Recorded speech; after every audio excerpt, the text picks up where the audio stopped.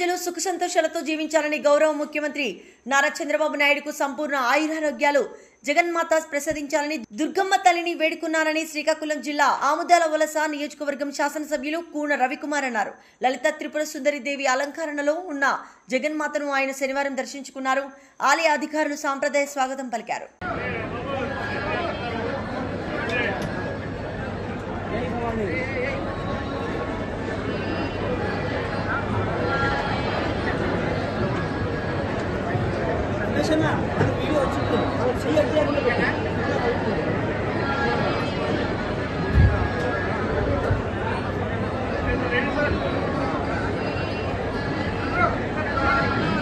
ఓకేనా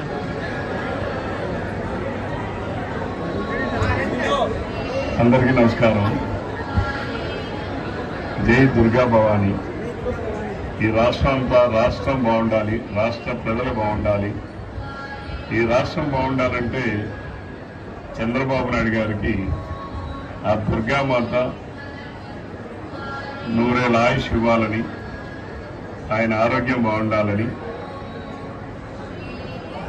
ఆయన బాగుంటే ఈ రాష్ట్రం చల్లగా ఉంటుంది. ఆ దుర్గాదేవి ఆశీస్సులతో తప్పనిసరిగా ఈ రాష్ట్రాన్ని ఒక వినూత్నమైనటువంటి విధానంలో ముందుకు తీసుకెళ్లి ఈ రాష్ట్రంలో యువతరానికి దిక్సూచిగా రేపు ఈ ప్రభుత్వం పరిపాలన సాగిస్తూ ఉంది.